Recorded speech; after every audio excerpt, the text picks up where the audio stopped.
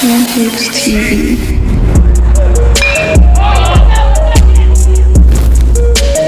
What's up, y'all? It's Chan Hicks from Chan Hicks TV, current Savannah State baseball player and content creator. And today I will be breaking down the main differences between Division I baseball and Division II baseball.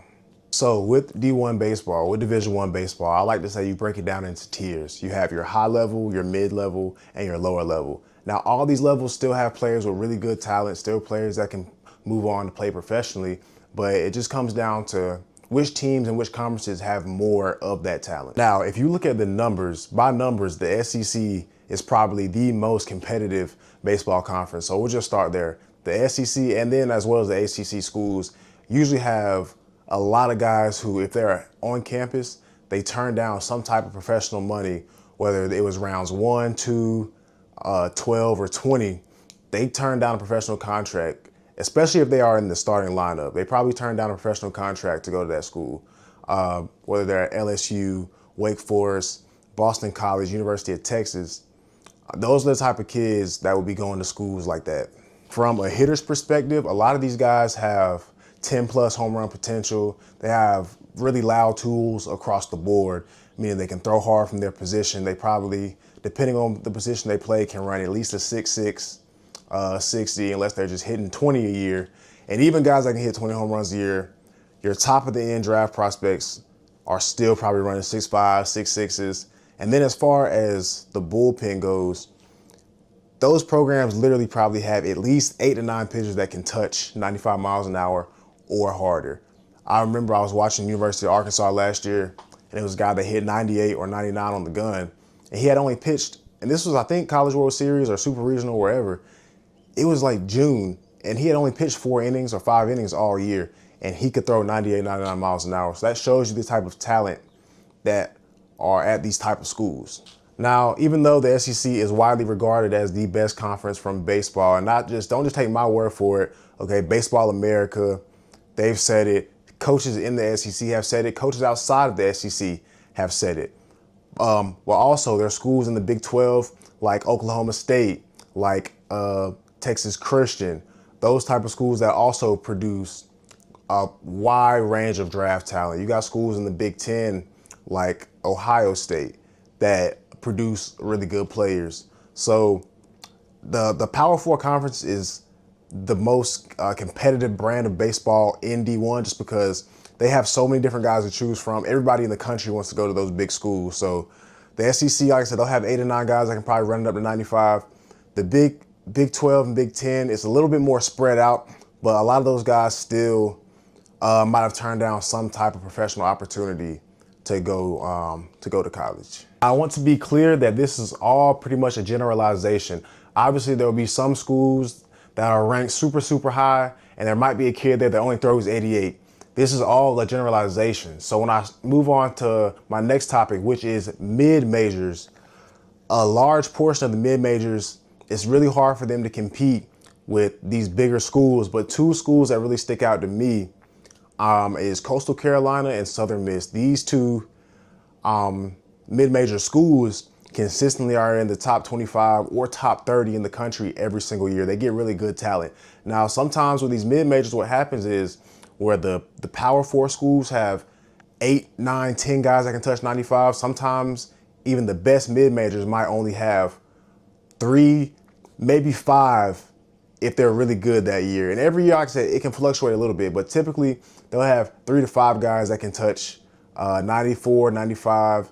And then, like I said, if they're really good, they might have more that year. Sometimes it'll be a little bit less, but that's typically how it goes. Now, also with these mid-major schools, a lot of these kids did not have any type of professional opportunity coming out of high school. So these kids are coming in still with really good talent. They just may not have been at the MLB draft level talent when they were 18 years old. So a lot of these times, these mid-majors coaches and schools really have to focus a lot more on development because these are the kids that they're getting that they weren't going to be a 5th round draft pick, but they have really good talent. So they get them into these mid-majors and they develop them. And then sometimes those kids end up transferring to the Power Four conferences. But a lot of these kids at the mid-majors probably were not draft prospects coming out of high school. A couple of conferences that stick out to me as far as the most competitive brand of baseball for mid-majors is Conference USA as well as the Sun Belt Conference. Now, both of these conferences have teams that every year can be in the run to get to a regional, a super regional, and then get to Omaha. Now, I'm not saying they'll necessarily win it. I'm not necessarily saying that they'll get there every single year, but the Coastal Carolinas, the Southern Miss, they have an opportunity to beat any Power 4 team in the country on any given year. And obviously there are more mid-majors that can compete. Those are just two that necessarily stick out to me and that are currently ranked in the top 25. As far as lower level Division I baseball goes, this is not a knock to any school in the conference. This is just kind of how it goes by overall competition level of Division I baseball. So with lower tier Division I baseball, a couple of conferences in that tier are the Northeastern Conference, the NEC, and the SWAC, the Southwestern Athletic Conference. So the major difference with these schools is a lot of times you might find 1 to 2 guys that can run it up to about 95 miles an hour. And then after that, it'll be a lot of guys probably in the mid to upper eights, can pitch, can probably command 2 to 3 pitches because they don't have the same velocity. So they know, all right, my changeup has to be a little bit better. My slider has to be a little bit better. And like I said, this is all a generalization. There are going to be some years where a HBCU or team in the Northeastern Conference might have 2 to 3 guys that can run up to 93, 94, 95. But also with these conferences, majority of these kids did not have pro looks outside of high school, which is 100% okay. That's the whole point of college, is coming to develop. But when it gets into more of national title talk, super regional talks, it's really hard for these schools to get to the super regionals and things like that because they just don't have the same depth that the mid majors and the Power 4 conferences have. It's really hard for a school with maybe 3,000 or 4,000 students to compete with the LSUs who have hundreds of thousands of students that can literally pick any player in the country for who they want. What a lot of people get confused is they feel like lower level D1 is not competitive. That is not the case at all. I know people at HBCUs that have been drafted, that have been invited to the MLB draft combine, that have pro level talent, that are really good players. It's just overall, you're gonna keep hearing me say it, is depth. The teams at lower level D1s do not have the same amount of depth that the Power 4 schools have. The Power 4 school might have 3 catchers that can play professional baseball. The lower level school might not have a catcher that can play professional baseball. He might just be a really good college player. So God forbid that guy goes down, the backup catcher may not be very skilled, and that can hurt a team in the long run, especially in a position as important as catcher. So a couple of lower level Division I teams that really stick out to me are Alabama State and Bethune-Cookman. If you look at these 2 programs, they both have produced professional talent within the past few years. I know Bethune-Cookman just recently beat Yale, and Alabama State had a draft pick last year. So these guys, they get good talent. Like I said, once again, it comes down to how many professional level guys do you have on that roster, which will vary between lower level D1, mid-major, and the Power 4 schools. Major misconception with Division II baseball is that it's not competitive. I am not just saying this because I play Division II baseball, but I've played with some really good players at this level, and I've also played against some really good players at this level. We just recently played University of Tampa, and that was my 2nd time playing them in my collegiate career. 2 years ago, we played against them in a regional, and we faced 2 guys, I believe, that were throwing over 92, and I'm pretty sure they had more guys that could hit 92 or above. So Division II baseball, the misconception that it's not competitive, that's just not true. I'm playing Division II baseball right now, and I can tell you for a fact that is not true.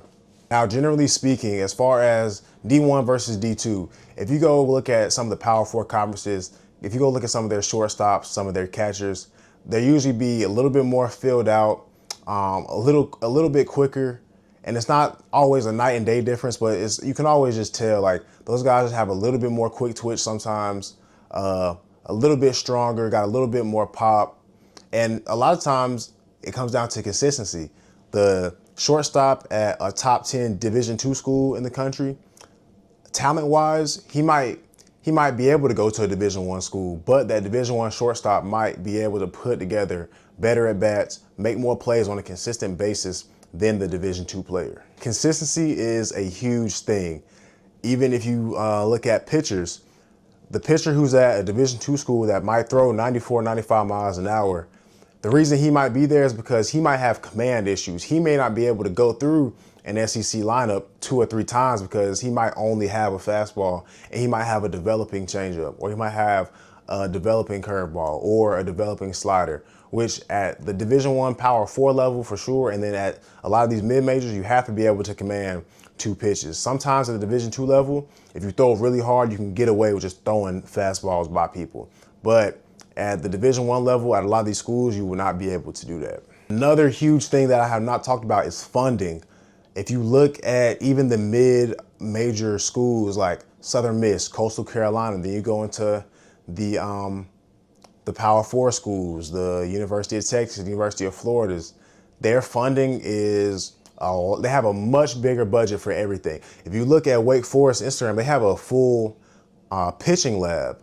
They have all these special type of dietitians and doctors to make sure you're getting the most out of your body.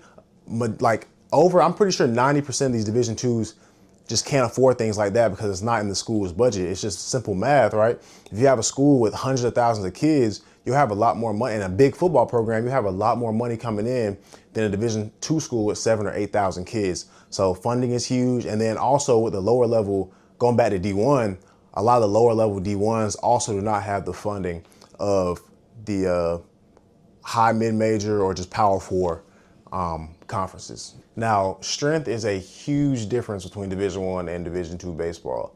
I want to say 2 years ago, LSU, their average weight on the team was over 200 pounds. At Division II baseball, you're not going to find too many schools where the average weight is over 200 pounds on guys, and they're still putting up good numbers across the board. The lower you go down in baseball from D1 all the way down to D2, so mid-level D1, low-level D1, and then Division II baseball, a lot of times a little bit more small ball you'll see. You'll see a little bit more bunts, you'll see a little bit more hit and runs, and that's because some of these schools just don't have a lineup of guys that can just mash it out of the park. Now, every school is different, but typically that's what'll happen throughout the course of a game. And to the pitching side, guys are going to have a little bit more ability to use that off-speed pitch because whether you're in D1 or D2 baseball, college hitters can turn around 86, 88, 90. That we're all in college baseball for a reason, especially if we're in that lineup. We're there for a reason. So as the game goes on, the bullpen has to have guys that, okay, I know at this D2 school, we may not have guys that throw 94, 95. So do we have a couple sidearm guys? Do we have some crafty lefties? Do we got guys that can pitch backwards? That's another thing that happens as far as how you look at baseball from just a structure and a strategic standpoint from Division I to Division II baseball. Now you go to your big schools in the SEC, ACC, they might just have a whole bunch of flamethrowers out the pen with a wipeout slider, a really nasty slider. But Division II baseball, lower level D1, a lot of times you have to be a little bit more crafty because of what you have on your roster. As far as Division II baseball teams and conferences go, 2 Division II teams that really stick out to me are the University of Tampa and the University of North Georgia. Now, the University of Tampa is in the Sunshine State Conference, which I believe as a whole is the best Division II conference in baseball. If you are not familiar with the Sunshine State Conference, please look up the conference, look at some of the players that are in that conference, look at some of the big schools that these players might have came from, or look at some of the schools that the players in the Sunshine State Conference will be transferring to. Now, the University of North Georgia is in the Peach Belt Conference. They actually just had a player signed to the Boston Red Sox, I believe, last year. I think he was the Peach Belt Conference. Pretty sure he was the player of the year. So like I said, all these schools have really good talent. I hope all of you guys enjoyed this video of the differences between Division I and Division II baseball. Make sure you follow my TikTok at Chan Hicks TV, and you follow my Instagram at _Chan Hicks. Chan Hicks TV, we out. Chan Hicks TV.